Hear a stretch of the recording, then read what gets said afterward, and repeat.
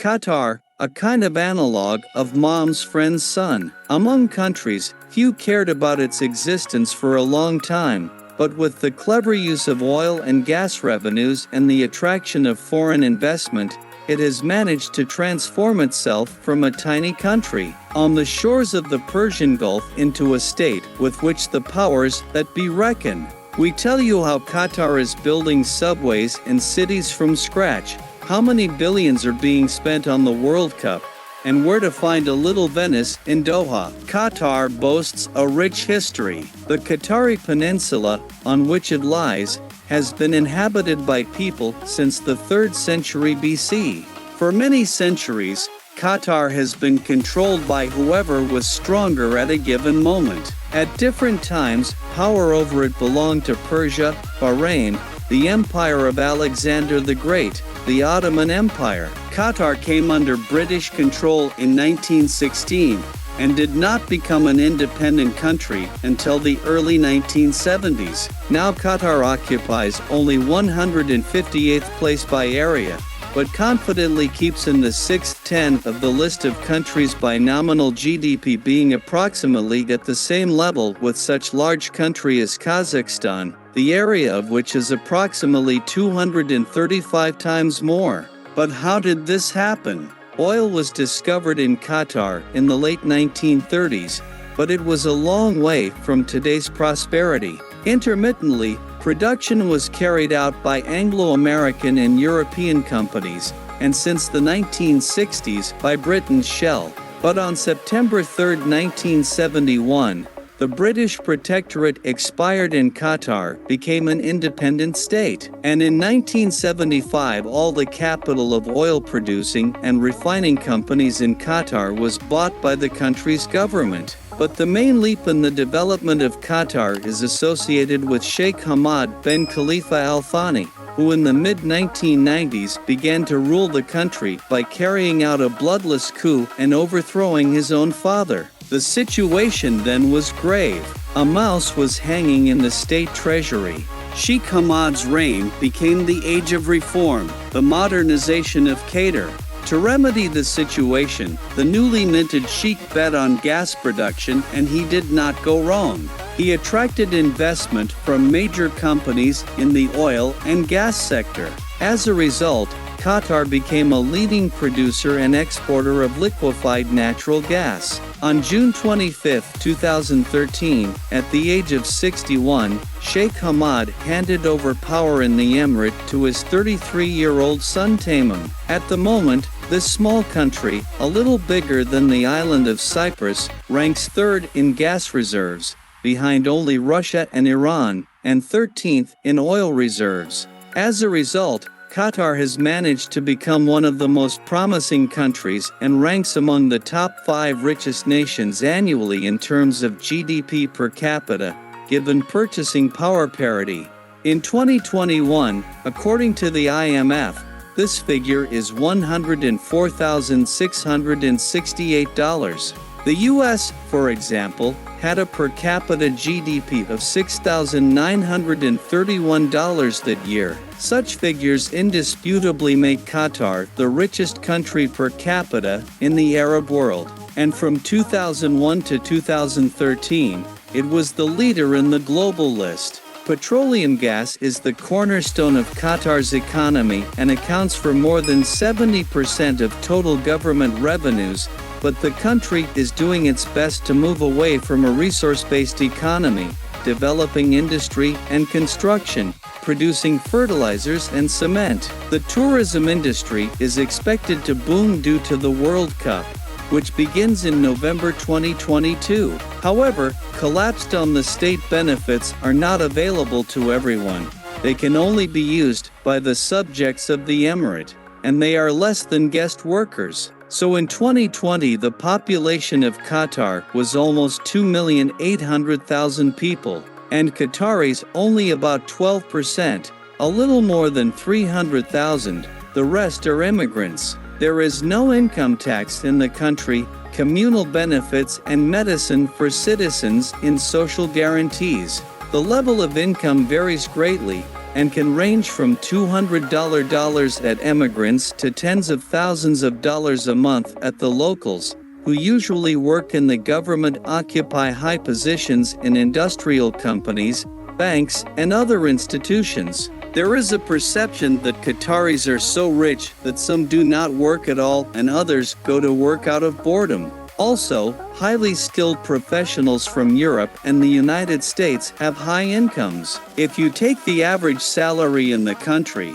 it is about $4,000. While some live in a fairy tale, others barely make ends meet. So the guest workers often don't even get the officially established minimum wage of about $275. Their rights are violated, to the point of being forced to work under threat of violence. It is also worth remembering that Qatar is a Muslim country and the main source of legislation is Sharia law, so corporal punishment is allowed. For homosexual relations, the death penalty is prescribed, but only if the offender is a Muslim.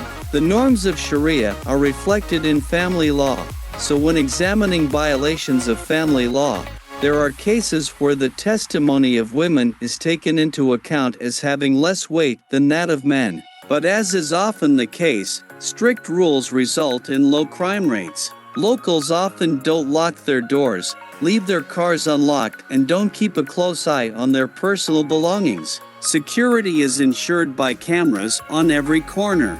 Doha, the capital of Qatar, is an abundance of futuristic architecture that has appeared in the last decade is known as a mini version of Dubai, and almost the entire population of Qatar lives here. Global construction, thanks to which the city has acquired a modern look, began at the dawn of the noughties. Despite the fact that Doha already looks like a place from science fiction movies, and it still continues to be rebuilt.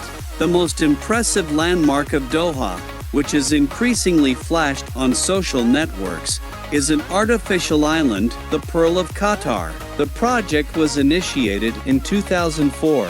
And in the spring of 2012 the first 5,000 residents moved into the new building. The shape of the island resembles a necklace, and this name is no coincidence. The fact that pearl mining was the main source of income for Qatar before the discovery of oil fields in 1939. Pearl, ideal embodiment of the Arabian tale of wealth and luxury. Here is not only piers for yachts, beautiful beaches and places where you can in the shortest possible time to drop more than one salary, but even its own little Venice, a quarter copying the Italian city. Now the main projects of Qatar are concentrated around the World Cup.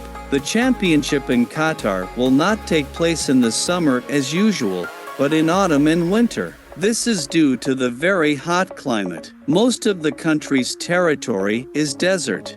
The climate is dry with low humidity, especially it is felt in summer. The average temperature is plus 35 plus 40 degrees, not infrequent increases to plus 50, and rainfall is only a dream. The situation is aggravated by the fact that in Qatar there are no sources of fresh water, and it has to be extracted by desalination.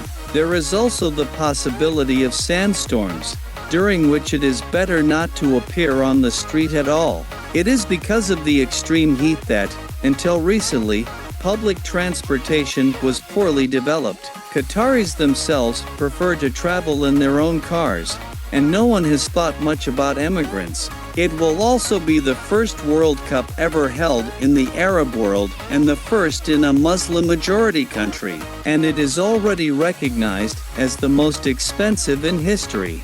The total cost of the 12 years of preparation will be simply unimaginable, $200 billion. There is one nuance, though.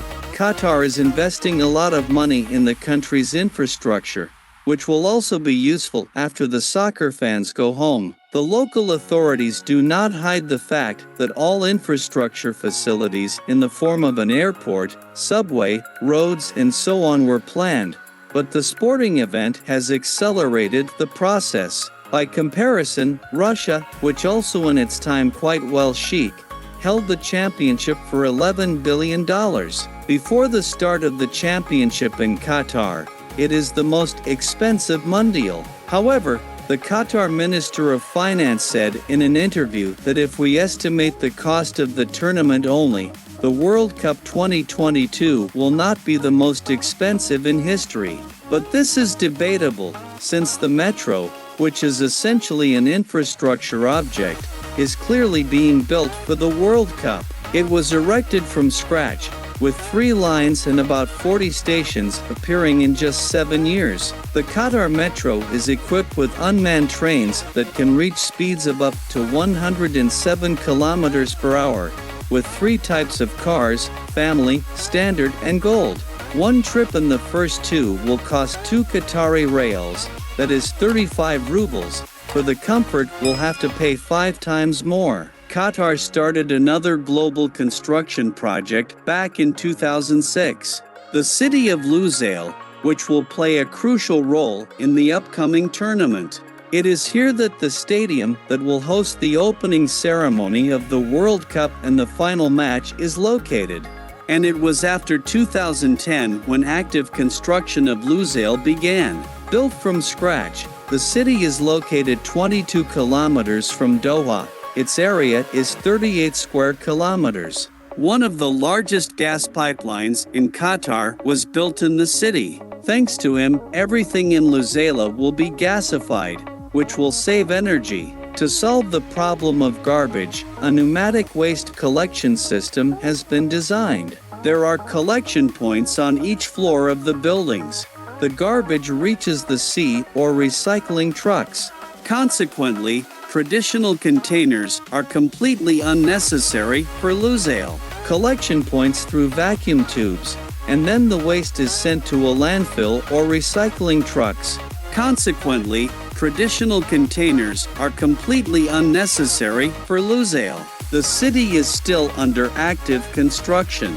It is planned that 450,000 people will live here. There will be marinas, residential areas, island resorts, commercial areas, luxury stores and entertainment venues, as well as golf courses, artificial islands, and several entertainment districts. The architectural dominant feature of the city under construction is the unusually shaped Qatar Towers building. It was built by 2022 and boasts 2 luxury hotels as well as apartments, office space, stores, and restaurants. The building is 211 meters high, and the view from the side can impress even people spoiled by Dubai architecture. Lusail is being built as a comfortable business city in order to attract wealthy people from all over the world. And the soccer championship will serve as a great opportunity to introduce the place to millions of people. Although Qatar is still far from the United Arab Emirates in terms of tourism, but it is clear how the country wants to reduce dependence on hydrocarbons, following the example of its more famous neighbor. Qatar's history is really an example of how to maximize the future here and now, if you have significant reserves of oil and gas. But many countries have natural resources, and not all of them are becoming like the United Arab Emirates or Qatar. Apparently something else is missing. That will be all, my friends. Be sure to share this video on social networks. Write your opinion in the comments and like it. See you soon.